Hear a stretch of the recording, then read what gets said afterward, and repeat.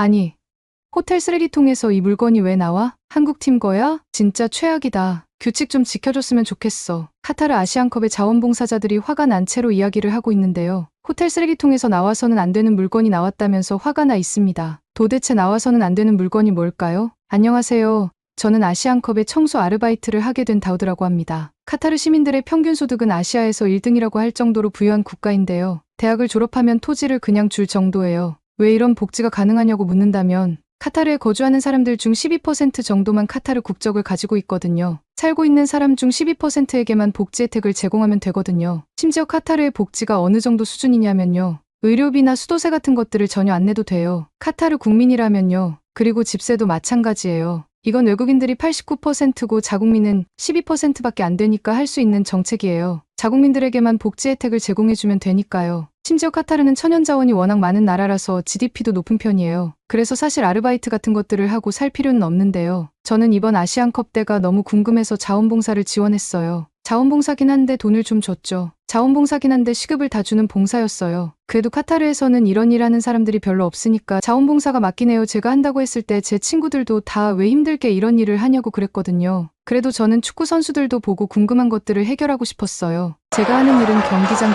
질서관리였는데요. 사실 말이 질서관리지 거의 청소였어요. 같은 아시안컵이라도 사람들의 태도가 참 다르다고 느꼈는데요. 한국 관객들이 상대팀을 비난하지 않는 것이 인상 깊었어요. 저는 도하의 번화한 중심부에서 파트타임 하우스키퍼와 자원봉사자로 일하면서 인간의 감정과 문화적 뉘앙스가 담긴 광경을 목격했습니다. 그 중에서도 한국 관중들의 태도는 스포츠맨십과 단결에 대한 저의 이해에 지울 수 없는 흔적을 남겼습니다. 전형적인 경기 날이었지만 경기장은 에너지로 가득했습니다. 태극기가 바람에 펄럭이고 곧 있을 한국 대표팀의 경기에 대한 기대감으로 공기가 가득했습니다. 대회 기간 내내 다양한 국적의 관중들을 보았지만 한국 서포터즈들은 관중석에 특별한 무언가를 가져다 주었습니다. 경기가 진행되면서 한국 팬들의 행동이 다른 나라 팬들과는 확연히 대비되는 것을 느낄 수 있었습니다. 경기의 열기가 뜨거울 때에도 기회를 놓치거나 심판의 판정이 나올 때에도 한국 팬들의 응원은 상대 팀을 향한 비난이나 부정으로 변하지 않았습니다. 그들의 응원은 열정적이면서도 정중했고 악이나 적대감이 전혀 없었습니다. 이 대화는 깨달음을 주었습니다. 다양한 배경을 가진 사람들을 하나로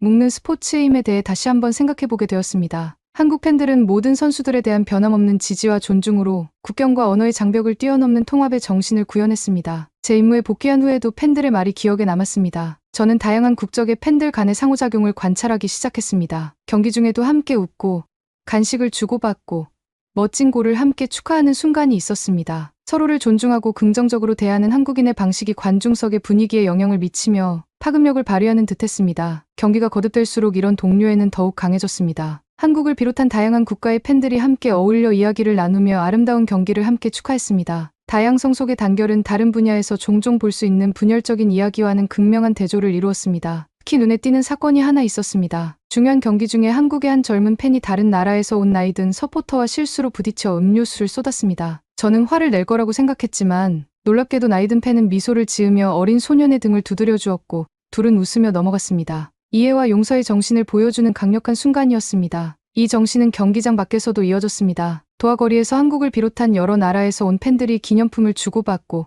함께 사진을 찍고 심지어 서로의 언어를 배우는 모습도 보았습니다. 이러한 상호작용을 통해 전에는 미처 깨닫지 못했던 스포츠의 단합된 힘을 생생하게 느낄 수 있었습니다. 중국 관객들의 태도는 좀 무서웠어요. 일단 상대편을 계속 방해했어요. 일부러 거울을 이용한다든지 너무 시끄럽게 욕을 한다든지요. 언제나처럼 저는 자원봉사자 유니폼을 입고 모든 일이 원활하게 진행될 수 있도록 도울 준비가 되어 있었습니다. 하지만 경기를 치를 때마다 일부 팬들이 경기장을 노골적으로 무시하는 모습에 제 열정은 점점 식어가긴 했어요. 자원봉사 신청을 한 저를 원망했죠. 열정적이고 수많은 중국 팬들은 경기장에 강렬한 에너지를 불어넣었습니다. 경기에 대한 열정은 대단했지만 행사를 방해하려는 성향도 만만치 않았습니다. 저는 어느 날 저녁 석양이 경기장 위로 황금빛 빛을 들이우며 흥미진진한 경기의 시작을 알렸을 때 이를 알아차렸습니다. 중국 서포터즈들은 자국색으로 치장한 채 파도처럼 몰려왔고 그들의 환호와 노래가 복도에 울려 퍼졌습니다. 처음에는 그냥 중국인들의 단합력이 대단하구나 생각했어요. 경기가 진행되면서 저는 그들의 행동이 열광적인 응원에서 방해 행위로 도를 넘는 경우를 몇 차례 목격했습니다. 작은 거울로 무장한 한 무리의 팬들은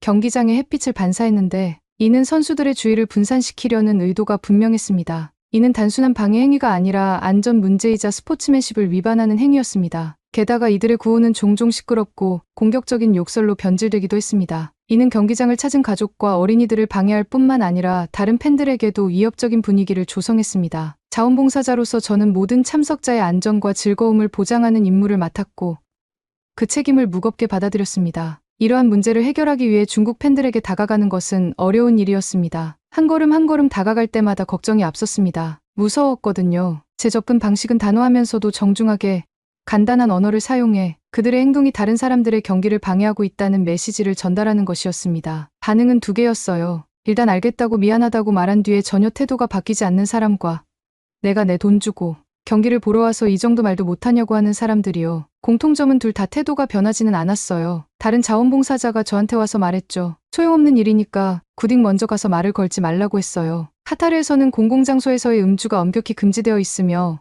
이 규정은 8개의 웅장한 월드컵 경기장에도 그대로 적용됐었는데요. 공공장소에서 음주를 하다 적발되면 최대 6개월의 징역형과 110만 원에 달하는 엄청난 벌금이 부과되거든요. 스포츠 행사에서 음주가 일반적일 뿐만 아니라 종종 경험의 중심이 되는 문화권에서 온 많은 외국인 방문객들은 이러한 제한에 놀랐을 뿐만 아니라 종종 불만을 토로하기도 했어요. 그런데 진짜 힘든 건 이걸 안 지키고 저한테 화를 내는 사람들이었어요. 저는 웬만하면 음주를 눈 감아주려고 했지만 정말 노골적으로 술을 마시는 사람들한테는 다가가서 바로 폴리스를 부르곤 했는데요. 중국팀에서도 이런 사례를 찾을 수 있었어요. 저는 관중들 사이에서 한 무리의 중국인 팬들이 조심스럽게 물병을 돌리고 있는 것을 발견했습니다. 그러나 그들의 은폐 시도는 충분하지 않았습니다. 그리고 이미 너무 취해 보였어요. 저는 그들에게 법을 알리고 상황을 악화시키지 않고 그들의 행동을 중단하도록 설득해야 했습니다. 정말 열받는 일은 뭐냐면요. 제가 가서 뭐라고 할 때는 도리어 욕을 하면서 큰 소리로 말하던 사람이 경찰들이 다가오니까 말을 듣기 시작하는 거였어요. 나중에는 이런 사례가 한두 번이 아니라서 저도 체념하게 되더라고요. 화도 안 났어요. 중국팀이 못할 때는 더 무서웠어요. 그 사람들은 정말로 화가 나서 알아듣지도 못하는 말인데도 위협적이라는 건 알았어요. 활기차고 아드레날린이 솟구치는 국제축구의 세계에서는 열정이 고조되고 감정이 도를 넘을 때가 많습니다. 이러한 팬들의 행동은 특히 홈팀이 기대에 못 미치는 성적을 거둔 경기에서 두드러지게 나타납니다. 국가적 자부심과 단결을 불러일으키는 스포츠인 축구는 많은 사랑을 받는 홈팀이 팬들의 기대에 미치지 못할 때 날카로운 좌절감으로 이어질 수 있습니다. 기대감으로 가득 찬 관중석에 앉아 있다가 홈팀이 골을 놓치거나 치명적인 실수를 저지르면 분위기가 급변했던 기억이 납니다. 관중석 일부의 반응은 즉각적이고 거칠었습니다. 상대팀이 아닌 자기 팀 선수들을 향한 고함이 장내를 가득 채웠습니다. 가벼운 실망감의 표출이 아니라 인신공격에 가까운 욕설과 좌절감이 가득했습니다. 하지만 가장 절망적이었던 건 끝나고 나서의 청소였어요. 그렇게 더러운 경기장은 처음 봤습니다. 카타르는 월드컵부터 아시안컵을 하겠다고 경기장을 새로 지었는데요. 새로 지은 경기장이 아니라 거의 10년은 된 경기장 같아 보였어요. 정말 더러웠고 비위도 상했어요. 처음에는 여기서는 버려진 프로그램, 저기서는 빈병으로 시작되었죠. 관중이 늘어나면서 쓰레기도 함께 늘어났습니다. 사람들이 아무렇지도 않게 쓰레기를 바닥에 버리고 음식 포장지, 캔 온갖 종류의 쓰레기를 자리에 그대로 두고 가는 모습은 실망스러웠습니다. 게임의 스릴에 사로잡힌 사람들이 어떻게 공공장소를 그렇게 쉽게 무시할 수 있는지 이해할 수 없었습니다. 이러한 행동은 저를 더욱 화나게 했는데 그 반대편에 있는 한국 팬들이 경기장을 찾은 것보다 더 깨끗하게 청소하고 떠나는 모습을 보았기 때문입니다. 이 두 가지 태도 사이의 극명한 대비가 어색했습니다. 한편에서는 환경을 최대한 존중하는 사람들이 있었고 다른 한편에서는 자신의 행동이 미치는 영향에 대해 거의 신경 쓰지 않는 것처럼 보이는 사람들이 있었습니다. 경기가 끝나고 쓰레기를 주우러 다니면서 좌절감, 실망감, 무력감 등 여러 가지 감정이 뒤섞인 저를 종종 발견했습니다. 팬들이 자신의 뒤처리를 누가 할 것인지, 자신이 버린 쓰레기가 환경과 주변 사람들에게 미칠 영향에 대해 생각해 본 적이 있는지 궁금했습니다. 한 가지 특별한 사건이 기억에 남습니다. 중요한 경기가 끝난 후 경기장은 아수라장이었습니다. 쓰레기 더미 속에서 한 가족이 자리를 박차고 나가면서 노골적으로 음식물, 용기와 포장지를 바닥에 떨어뜨리는 것을 목격했습니다. 저는 짜증이 치밀어 오르는 것을 느꼈고 평소에 자제하던 것을 참지 못하고 그들에게 다가갔습니다. 실례합니다. 저는 차분하고 공손한 목소리를 유지하려고 노력하며 말했습니다. 쓰레기를 주워서 제대로 버려주시겠어요?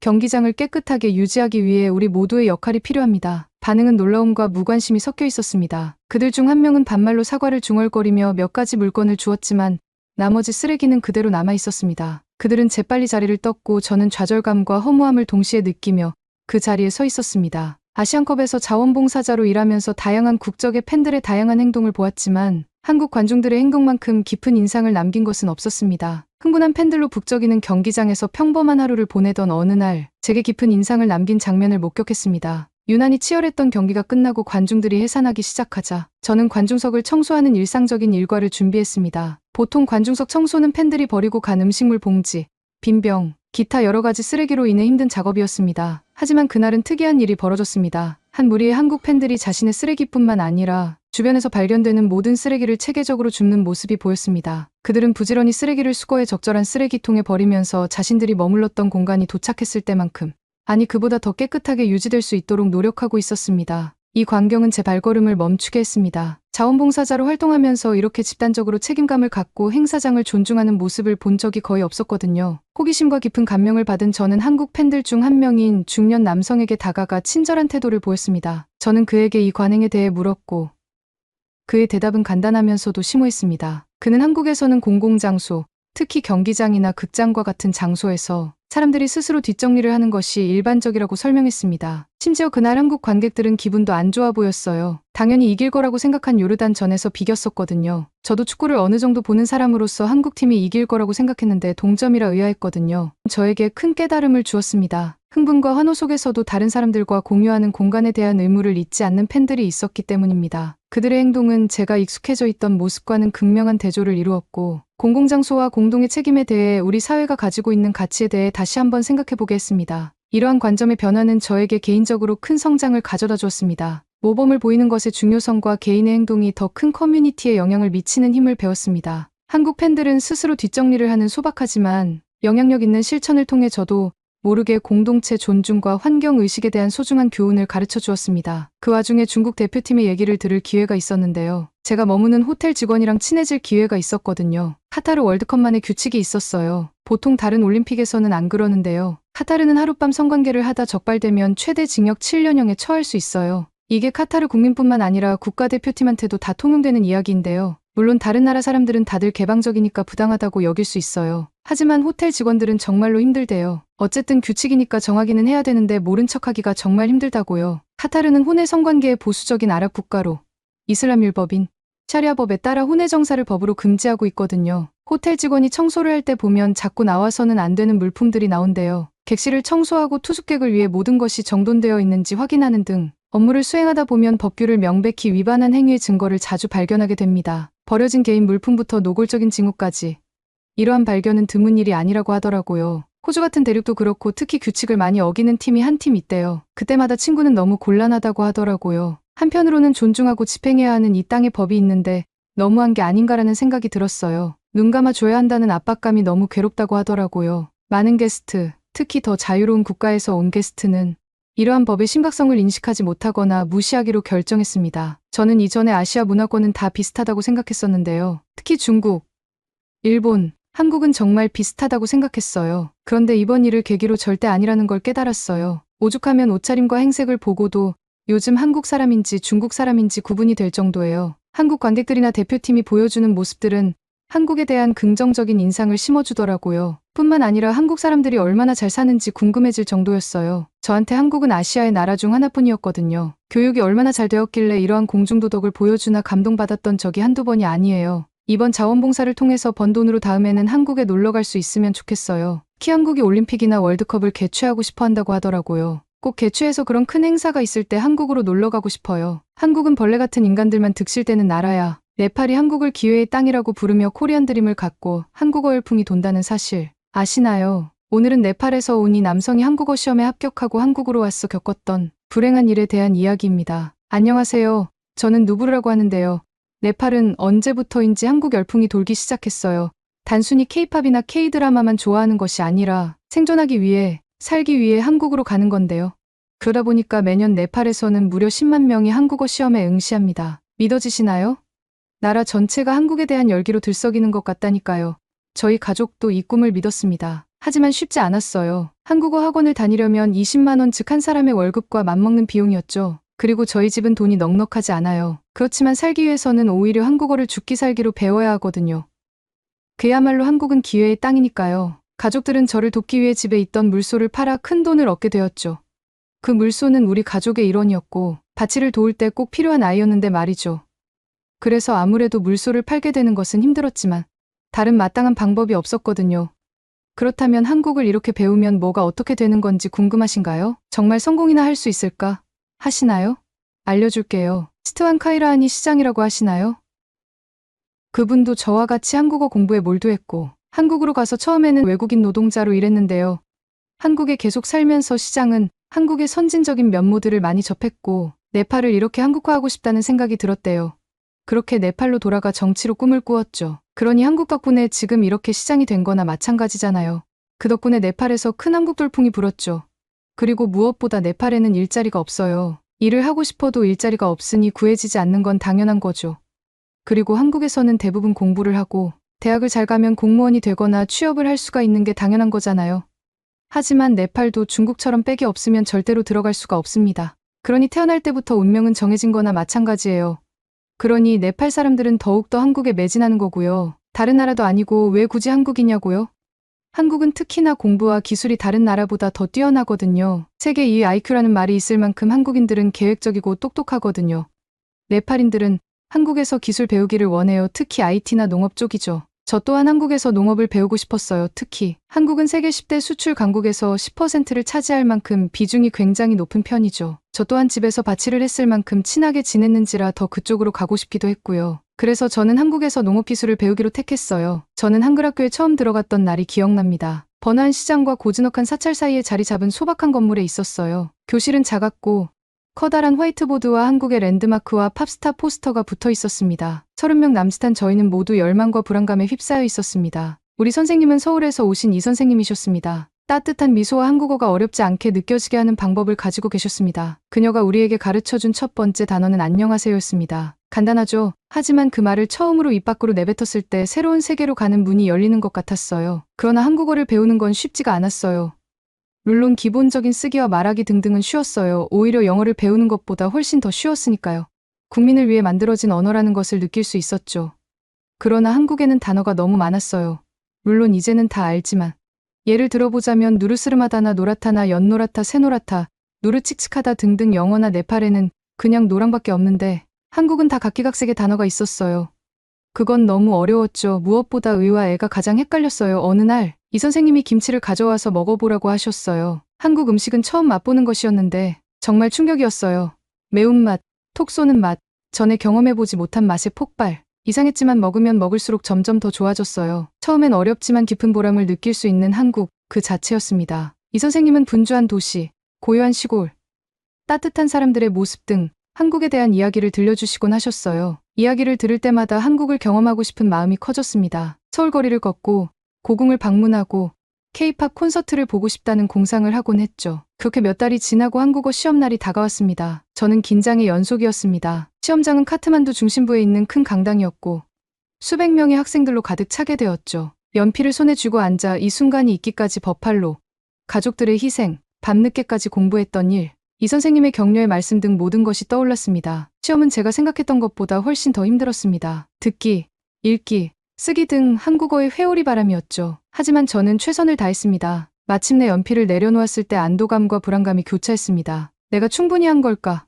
몇 주 후 결과가 나왔습니다. 작은 집 앞에 서서 편지를 들고 악수하던 기억이 납니다. 가족들이 모두 저를 바라보고 있었죠. 편지를 열어보니 저는 왈칵 눈물이 나왔습니다. 바로 저는 합격했어요. 그 기쁨은 말로 표현할 수 없었어요. 집 밖을 거의 나가지 않으시던 조부모님도 오셨어요. 그날 밤 저희는 새로운 시작을 알리는 잔치를 벌였죠. 네팔에서 한국어 시험에 붙는다는 것은 정말 새로운 인생의 장을 의미하는 거나 마찬가지거든요. 하지만 이것은 시작에 불과했습니다. 진짜 도전은 아직 한국으로 가는 것이었습니다. 추운 겨울, 숨 가쁘게 돌아가는 생활, 한국과는 너무 다른 땅에서 외국인으로서 겪는 어려움에 대한 이야기를 많이 들었습니다. 하지만 저는 준비되었다고 생각했습니다. 짐을 싸면서 저는 가족들에게 더 성공해서 돌아오겠다고 약속하였죠. 어떻게 됐는지 아세요? 계속 지켜봐 주세요. 한국어 한마디로 시작된 천리길은 이제 시작에 불과하니까요. 짜릿한 비행을 마치고 비행기가 인천공항 밖으로 나가는 순간 어땠냐고요? 제가 높은 건물과 키가 크고 날렵한 한국인들에 감탄할 것 같았다면 오산입니다. 물론 그랬죠. 하지만 그럴 겨를도 없었어요. 한국의 칼바람이 저를 마구마구 찌르랬으니까요. 저는 네팔의 따뜻한 카트만두에서 평생을 살아왔어요. 카트만두는 눈이 오질 않죠. 그러나 한국에서는 사방에 눈이 쌓여 있었고 추위는 바늘이 저를 몇천 번 찌르는 것 같았다니까요.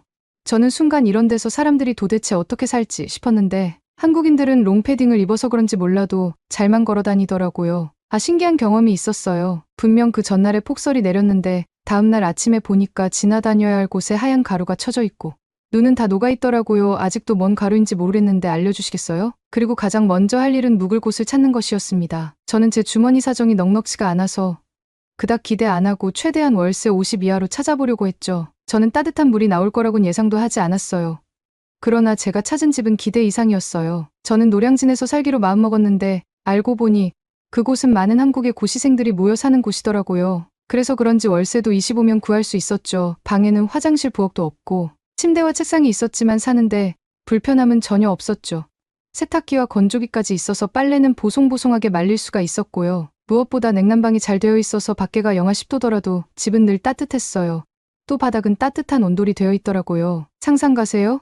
25만 원인데 온돌까지 있는 집이라니. 저는 한국과 사랑에 빠졌습니다. 그러나 처음 며칠은 정말 힘들었어요. 바로 언어 장벽이 저를 힘들게 했죠. 한국어를 잘 안다고 생각했는데 길거리 언어는 완전히 새로운 게임이었어요. 사람들은 너무 빨리 말했고 저는 절반만 알아듣고 고개를 끄덕이며 미소를 지었습니다. 한국어 시험 공부를 할 때 참고했던 듣기 평가와는 차원이 달랐어요. 동네 식료품점에 가는 것 자체가 모험이었습니다. 저는 통로를 뚫어져라 쳐다보면서 모든 것이 무엇인지 알아내려고 노력했습니다. 김치에는 또 왜 그렇게 종류가 많아요?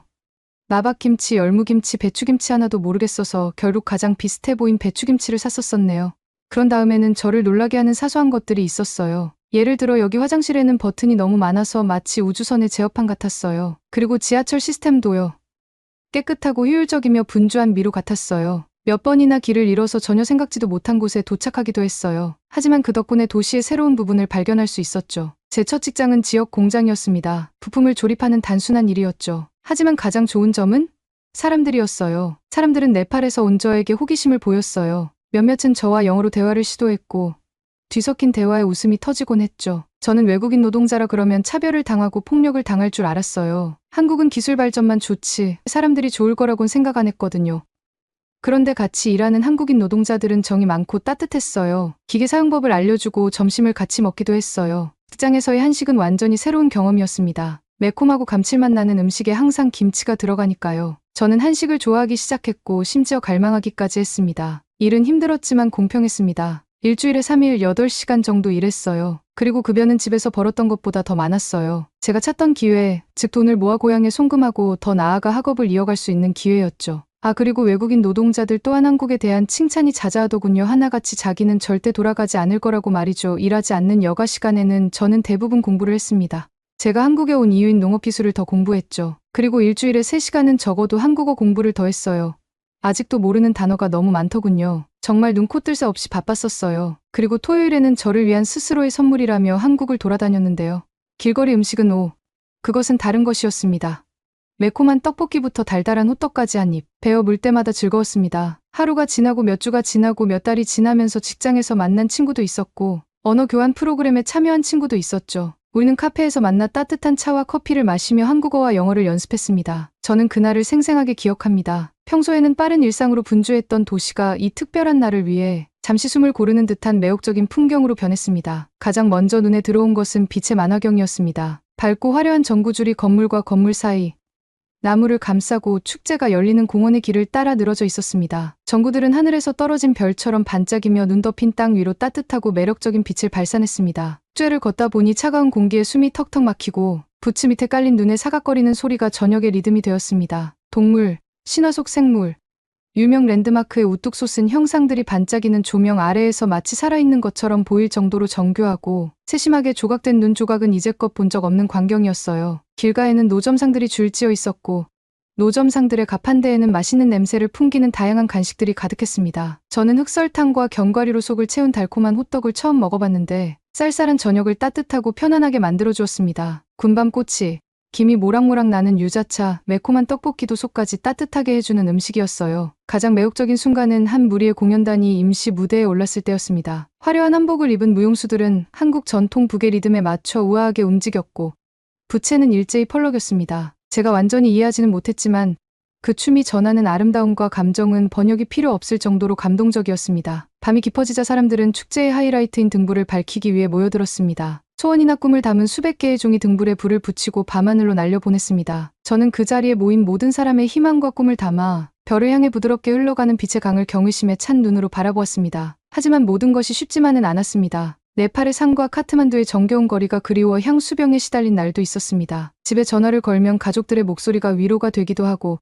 거리감이 더욱 크게 느껴지기도 했습니다. 그러다가도 따뜻한 온돌방으로 나와 눈 덮인 도시를 바라보며 내가 왜 이곳에 있는지 되새기곤 했습니다. 겨울이 봄으로 바뀌면서 눈이 녹아 도시가 새로운 모습으로 드러났습니다. 벚꽃이 피기 시작하면서 도시가 분홍색과 흰색으로 물들었습니다. 숨이 멎을 듯 아름다웠고 새로운 시작의 신호였습니다. 저는 상상도 못했던 방식으로 성장하며 한국에서의 첫 겨울을 견뎌냈어요. 그리고 외국인 노동자였던 시장은 한국에 가면 한국 케이팝과 음식 등 문화에 매료될 거라고 했는데 그게 사실이었죠. 길거리 곳곳에는 케이팝 그리고 백반집에 가면 틀어주는 K드라마까지. 그러나 인생은 늘 순순히 흘러가지만은 않는다죠. 제가 일하던 공장의 월급날이었는데 우리 대부분이 간절히 기다리던 날이었죠. 저는 동료들과 함께 줄을 서서 힘들게 번 돈을 어떻게 쓸지 이야기를 나누고 있었습니다. 하지만 제 차례가 되자 예상치 못한 일이 벌어졌습니다. 봉투를 받았는데 너무 가벼운 느낌이 들었습니다. 봉투를 열어보니 금액이 적었습니다. 받아야 할 돈의 80%밖에 받지 못했습니다. 혼란스럽고 약간 화가 난 저는 매니저에게 다가갔습니다. 그의 대답은 저에게 차가운 충격이었습니다. 그는 외국인 근로자로서 한국인 근로자와 같은 임금을 기대해서는 안 된다고 말했습니다. 저는 그 말을 믿을 수가 없었습니다. 이게 차별이었을까요? 분노와 무력감이 뒤섞인 저는 어떻게 해야 할지 몰라 그 자리에 서서 발을 구르며 서 있었습니다. 그런데 놀라운 일이 벌어졌습니다. 대화를 엿듣고 있던 한국인 동료들이 끼어든 것입니다. 그들도 저만큼이나 놀랐고 즉시 매니저에게 문제를 제기했습니다. 그들은 논쟁을 벌이고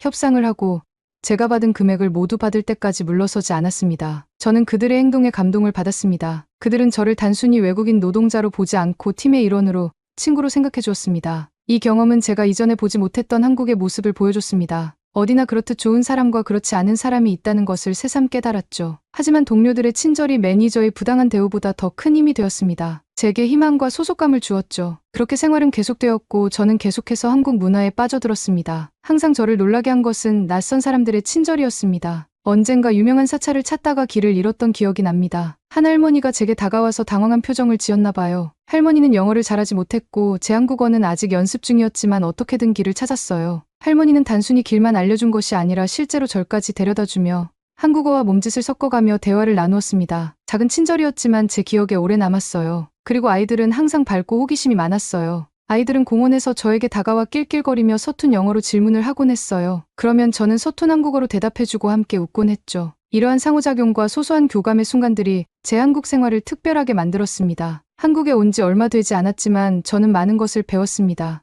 언어나 업무 기술뿐만 아니라 삶과 회복 탄력성, 그리고 사람들의 따뜻한 정에 대해서도요. 한국은 저에게 제2의 고향이 되었습니다. 네팔로 돌아간다면 무엇을 할까 자주 생각하곤 합니다. 네팔의 변화, 기술이 삶을 편리하게 만든 방식, 사람들이 서로를 대하는 방식, 공동체의 중요성 등을 보았기 때문입니다. 저는 이러한 교훈을 네팔로 가져가고 싶습니다. 네팔이 서서히 한국 문화를 받아들이는 모습을 보면서 저도 그 변화의 일부가 되고 싶어요. 작은 사업을 시작하거나 한국어를 가르칠 수도 있고 이곳에서 겪은 이야기를 나눌 수도 있겠죠. 그러나 저는 네팔을 한국화를 시키고 싶다는 생각을 자주 하는데요. 찌양처럼 저도 언젠가는 한국처럼 네팔을 변화할 수도 있지 않을까요? 뭘 한국어로 수근수근 대는 거야? 아시아 애들 진짜 너무하는구나. 주인은 나고 너희는 고용인이라는 사실을 잊지 말길 바래. 뉴질랜드에서 워킹홀리데이 고용주가 화가 나서 한국인들에게 소리를 치고 있는데요. 한국인들끼리 모여 있는데 불편함을 느끼고 있는 듯합니다. 어떻게 된 일일까요? 안녕하세요. 저는 뉴질랜드에 살고 있는 캐렌이라고 합니다. 저희 집은 오클랜드 근처에서 양 농장을 하고 있는 집인데요. 그래서 그런가 워킹홀리데이를 하러 오는 학생들을 자주 만날 수 있어요. 아무래도 워킹홀리데이를 하는 학생들은 일을 하지 않는 날은 놀러 나가길 원하니까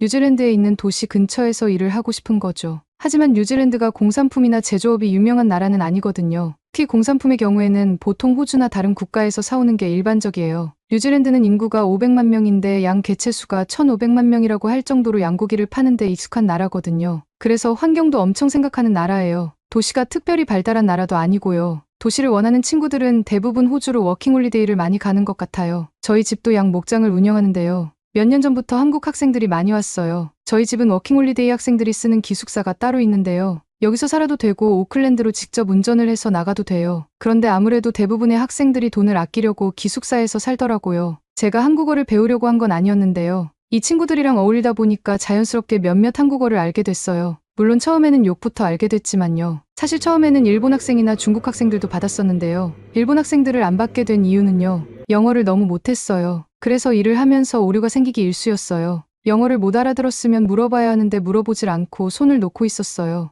그래서 왜 아무것도 안 했냐고 물으면 제가 잘 알려주질 않았다고 꼭 제 탓을 했어요. 기분 나빴던 적이 한두 번이 아닌 것 같아요. 열심히 노력하지만 언어 능력에 한계가 있는 일본 학생들은 우리 농장의 넓고 탁 트인 들판에서 종종 길을 잃고 헤매곤 했습니다. 양에게 약을 투여할 때도 그런 일이 있었습니다. 양을 키우는 일은 특히 양들의 건강과 관련하여 정밀함과 세심한 관리가 필요한데요. 의사소통이 제대로 이루어지지 않아 약을 잘못 투여했고 이는 심각한 결과를 초래할 수 있는 실수였습니다. 언어 장벽이나 문화적 차이에 겁을 먹은 학생들은 의심스러운 점이 있어도 설명을 요구하지 않았습니다. 오류에 직면하는 것은 양측 모두에게 불편한 경험이었습니다. 자신의 행동에 대해 질문을 받으면 학생들은 자신의 이해 부족을 인정하기보다는 제 지시 탓으로 돌리곤 했습니다. 이는 무능해 보이거나 우리를 실망시킬까봐 두려워서 나온 방어기제라는 것을 깨달았습니다. 하지만 그 친구들도 어른인데 제가 그 방어기제를 해결해줄 이유는 없다고 생각했어요. 단순하게 일자리 면접을 보러 왔을 때 안 받기 시작했어요. 그 중에서도 가장 당황스러웠던 것은 일본 학생들의 갑작스럽고 설명할 수 없는 실종에 대처하는 것이었습니다. 이런 경우 학생들이 갑자기 떠난 이유를 파악하려고 노력하면서 혼란과 걱정에 빠졌습니다. 일본인 학생은 농장에서의 일과 생활에 열의를 보이며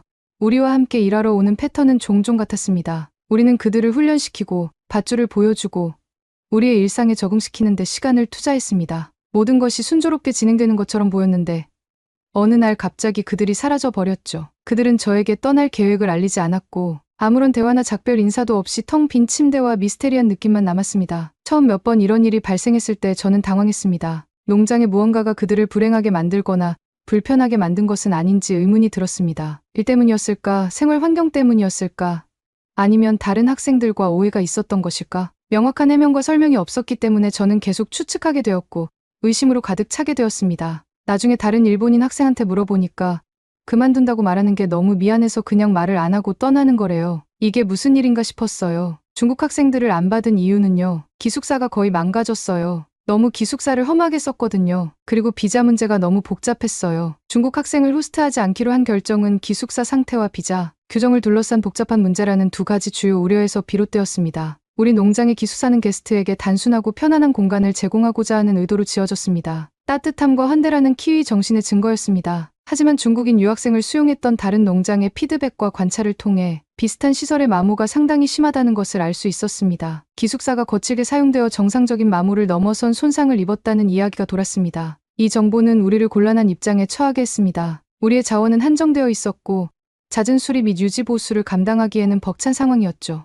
게다가 그동안의 경험을 통해 투숙객을 위해 조성한 환경이 투숙객의 경험에 큰 영향을 미치고 결과적으로 숙박시설에 대한 호감도에도 영향을 미친다는 사실을 알게 되었습니다. 저희는 집과 같은 편안함과 존중을 느낄 수 있는 공간을 유지하고 싶었습니다. 기숙사가 지속적인 관리와 수리가 필요한 공간으로 바뀐다는 생각은 우리가 제공하고자 했던 경험과는 상반되는 것이었습니다. 두 번째 문제는 중국인 학생에 대한 비자가 너무 복잡했어요. 뉴질랜드는 많은 국가와 마찬가지로 워킹홀리데이 비자에 대한 체계적인 절차가 있으며 이는 출신 국가에 따라 다릅니다. 중국인 지원자에 대한 규정은 특히 더 복잡하여 추가 서류 작업과 관료적 장애물이 있었거든요. 소규모 농장을 운영하는 입장에서 이러한 복잡한 문제를 처리하는 것은 특히 제한된 행정 자원을 고려할 때 저희의 범위를 벗어난 일이었습니다. 아직 잘 모르는 학생들을 위해 이 정도의 지원을 해주기에는 너무 일이 많았어요. 그래서 자연스럽게 한국 학생들을 많이 받게 되었어요. 그리고 중국인 학생들은 자기네들이 낄낄대면서 웃는 경우가 너무 많았어요. 특히 제가 일하는 방식으로 뭐라고 했을 때요. 우리 농장에 잠시 머물렀던 중국인 학생들과의 경험을 돌이켜보면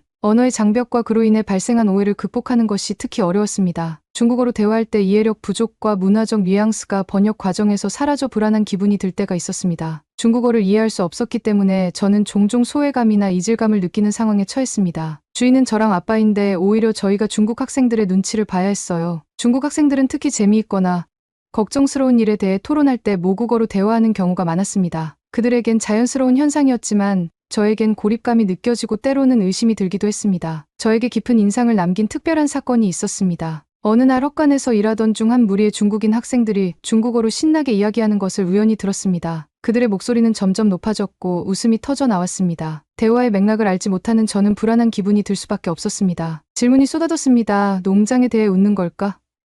저희 욕을 하는 게 아닐까라는 생각이 많이 들었어요. 한국 학생들의 가장 좋은 점은 기숙사를 깨끗하게 쓰는 거였는데요. 자기들이 더러운 걸 많이 싫어해서 일단 집에 들어갈 때 신발을 벗고 들어갔어요. 처음 기숙사에 들어갔을 때 깜짝 놀랐던 기억이 있어요. 우리 농장에서 한국 학생들을 호스트하면서 가장 놀랍고 유쾌했던 점 중 하나는 청결에 대한 그들의 확고한 의지였습니다. 한국인의 문화에 깊이 뿌리내린 이 특성은 기숙사 분위기에 의미 있고 긍정적인 변화를 가져왔습니다. 한국 학생들이 도착한 후 처음 기숙사에 들어섰을 때 저는 그동안 익숙해져 있던 기숙사 환경과는 너무나 대조적인 모습에 깜짝 놀랐습니다. 바닥은 흠집이 없고 침대는 깔끔하게 정돈되어 있었으며 모든 물건이 제자리에 있는 것처럼 보였습니다. 공기는 신선했고 공동생활 공간에서 흔히 볼 수 있는 어수선함과 혼란스러움이 없었습니다. 생활 환경에 대한 존중과 세심한 배려의 증거였습니다. 기숙사에 들어가기 전에 신발을 벗는 관행은 제가 금방 적응할 수 있는 문화적 규범이었습니다. 한국에서는 외부의 먼지가 생활 공간을 오염시키는 것을 방지하기 위해 집에 들어가기 전에 신발을 벗는 것이 관례입니다. 이런 관습이 생소했던 저는 처음에는 양말이나 슬리퍼를 신고 집안을 돌아다니는 것이 낯설게 느껴졌습니다. 하지만 곧 그 논리와 생활 공간에 대한 존중의 의미를 깨닫게 되었습니다. 그것은 단순히 물리적인 청결에 관한 것이 아니라 외부 세계를 뒤로하고 집의 신성함을 받아들이는 상징적인 제스처였습니다. 청결에 대한 한국 학생들의 접근 방식은 기숙사를 넘어서도 이어졌습니다. 그들은 농장에서 일하는 데에도 동일한 수준의 배려와 존중을 적용했습니다. 장비는 항상 깨끗하게 세척하고 올바르게 보관했으며 하루 일과가 끝나면 작업 공간을 깔끔하게 정리하는 데에도 세심한 주의를 기울였습니다. 이러한 세심함은 농장의 유지 관리에만 도움이 되는 것이 아니라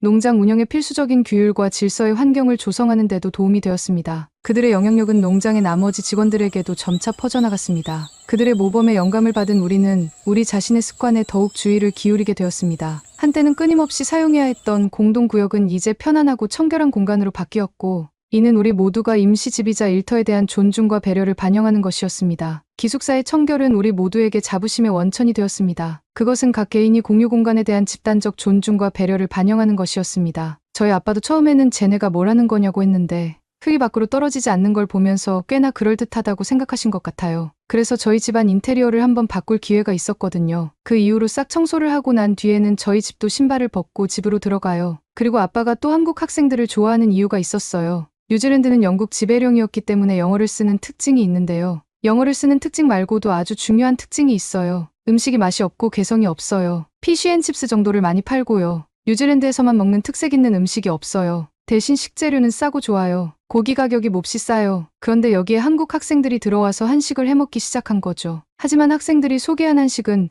우리의 미식 경험에 완전히 새로운 차원을 더했습니다. 풍부한 맛과 다양한 식재료, 독특한 조리법을 가진 한식은 마치 신선한 공기와도 같았습니다. 한국 학생들은 이전에는 우리에게 알려지지 않았던 레시피와 요리 기술의 보물창고를 가져왔습니다. 김치의 매콤하고 톡 쏘는 맛부터 불고기의 고소하고 따뜻한 맛까지 학생들이 준비한 요리 하나하나가 미각을 위한 모험이었습니다. 일단 저희가 처음으로 같이 먹게 된 음식은 라면이었어요. 한국식 라면이요. 이전에 라면을 먹어본 적이 없냐고 물어보면 일본식 라면만 먹어봤었어요. 된장 육수가 베이스인 라면이요. 빨간 라면은 왠지 무서워서 잘 안 먹었었거든요. 한국 애들은 기숙사에서 자기네들끼리 라면을 끓여 먹고 있었는데요. 자기네들끼리만 먹는 게 어색하다고 생각하는지 같이 먹자고 권했어요. 뉴질랜드는 손님과 당연히 밥을 따로 먹는 문화거든요. 저는 괜찮다고 했는데 애들은 와서 먹으라고 했어요. 그때가 저희 집이 라면을 먹은 첫날이었는데요. 저는 라면이 이렇게 맛있는 음식인지 처음 알았어요. 특히 그날은 날이 추웠거든요. 왜 한국 애들이 한국을 벗어나고 계속 한국 음식을 찾는지 알았더라고요. 저는 완전히 라면에 빠졌었는데요. 이게 빨간 라면만 있는 게 아니었어요. 어느 날 기생충이라는 한국 영화를 보다가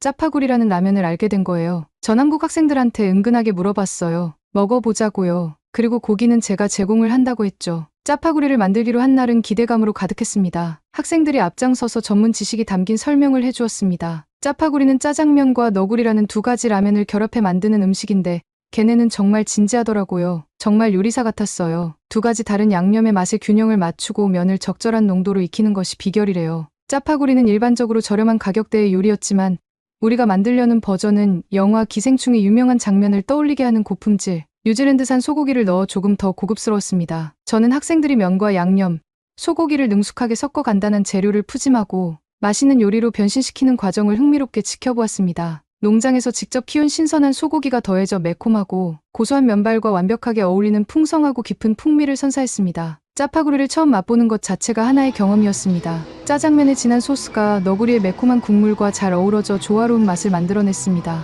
부드러운 소고기 덩어리가 풍성함을 더해주어 간단한 라면의 미식가 버전처럼 느껴졌습니다. 아니 무슨 한국은 라면도 이렇게 다양한지 모르겠어요. 뉴질랜드는 요리 자체가 별로 없는데 말이에요. 여름에는 얘네는 꼭 비빔면을 구해왔어요. 그리고 비빔면은 꼭 삼겹살이랑 먹어야 한다고 하면서 돼지고기를 사왔어요. 그리고 돼지고기를 제가 이전에는 먹어본 적 없는 방식으로 구워 먹었어요. 스테이크가 아니라 이렇게 먹는 돼지고기는 정말 맛있었어요. 삼겹살을 준비하는 것 자체가 하나의 경험이었습니다. 제가 익히 알고 있던 일반적인 스테이크 구이 방식과는 달리 한국식 삼겹살 구이 방식은 삼겹살을 얇게 썰어 완벽하게 구워내는 것이었습니다. 수강생들은 고기를 너무 익히지 않고도 바삭한 가장자리와 부드러운 고기의 균형을 맞추는 방법을 알려주었습니다. 고기 굽는 냄새와 비빔면 소스의 매콤한 향이 어우러져 오감의 향연을 약속하는 매혹적인 조화를 이루었습니다. 먹을 때가 되자 학생들은 차갑고 매콤한 면발과 육즙이 풍부한 삼겹살 한 조각, 신선한 야채를 섞어 완벽한 한 입을 만드는 방법을 알려주었습니다. 첫 맛은 놀라움 그 자체였습니다. 시원하고 매콤한 면발이 삼겹살의 기름기랑 정말 잘 어울렸어요. 더운 여름날 농장에서의 완벽한 한 끼 식사로 지금까지 맛본 적 없는 맛이었어요. 라면은 단순한 간편식을 넘어 최고의 맛을 가진 음식이었어요. 제가 외국 음식 중 사랑하는 건 코카콜라밖에 없었는데요. 라면은 그 다음 음식이 됐어요. 저희 집에는 어느샌가부터 한국 라면이 가득했어요. 꼭 먹을 것 때문에 한국 학생들을 선호한 건 아니고요. 한국 학생들을 선호할 수밖에 없는 이유가 있었어요. 농장에서 한국 학생들과 함께한 시간을 돌이켜보면 항상 놀라움을 금치 못하는 것은 그들의 놀라운 근면성과 직업 윤리입니다. 어떤 일이든 최선을 다하는 그들의 헌신과 노력은 칭찬할 만할 뿐만 아니라 감동을 주었습니다. 매일 농장에서 일을 하면서 저는 그들이 아주 사소한 일에도 세심한 주의를 기울이는 것을 관찰했습니다. 양을 돌보든 농기구를 관리하든 수확을 돕든 그들은 놀라울 정도로 진지하고 집중력 있게 각 활동에 임했습니다. 일에 임하는 그들의 태도는 당면한 과제에 대한 존중과 깊은 책임감이 조화를 이루고 있었습니다. 정말 인상적이었던 것은 학습과 적응에 대한 그들의 접근 방식이었습니다. 언어 장벽과 문화적 차이에도 불구하고 그들은 항상 새로운 기술을 이해하고 습득하기 위해 열성적인 학습자였습니다. 그들은 사려 깊은 질문을 하고 메모를 하고 제대로 이해할 때까지 끊임없이 연습했습니다. 이러한 지식에 대한 갈증과 탁월함을 향한 열망은 농사일에만 국한된 것이 아니라 일상적인 상호작용과 그들의 문화를 우리와 기꺼이 공유하려는 의지로까지 확장되었습니다. 그들의 부지런함은 시간 관리 방식에서도 분명하게 드러났습니다. 그들은 일과 학업, 사교 활동의 균형을 절제된 방식으로 유지했고 저는 그 모습이 존경스러웠습니다. 이는 목표의 우선순위를 정하고 집중하는 능력에 대한 증거였으며 한국 문화에 깊이 뿌리내린 특성이라는 것을 알게 되었습니다. 이러한 헌신은 개인의 목표를 넘어서는 것이었습니다. 그들은 강한 공동체 의식과 팀워크를 보여주었습니다. 한 명이 과제를 수행하다 어려움을 겪으면 다른 사람들이 나서서 도와주며 누구도 뒤처지지 않도록 하는 집단 정신을 보여주었습니다. 이러한 동료애와 상호 지원은 농장에서의 작업을 더욱 효율적으로 만들었을 뿐만 아니라 따뜻하고 포용적인 분위기를 조성했습니다. 그들의 근면함과 직업 윤리는 저에게 깊은 인상을 남겼습니다. 제 자신의 업무 습관을 돌아보고 개선하기 위해 노력해야겠다는 도전을 받았습니다. 저는 하루를 더 효과적으로 계획하고 업무를 더 철저하게 처리하는 등 그들의 접근 방식 중 일부를 채택하고 있는 제 자신을 발견했습니다. 그들의 영향은 제가 업무에 접근하는 방식에 긍정적인 변화를 가져왔고 생산성과 집중력을 높일 수 있었습니다. 심지어 그만두거나 일을 하러 올 때도 적극적으로 끝맺음을 하는 모습을 보여줬어요. 앞으로도 저희 농장은 한국인 학생들을 적극적으로 받을 생각이에요. 저희 농장에서 일을 하다가 잘된 학생들이 많으니까 많이 왔으면 좋겠어요. 저희도 한국어를 적극적으로 배울 생각이니까요. 오늘 마지막 사연도 끝났습니다. 내일도 좋은 사연으로 찾아오는 한국의 살얼이가 되겠습니다. 구독과 좋아요, 알람 설정 꼭 부탁드릴게요. 그럼 내일 봐요.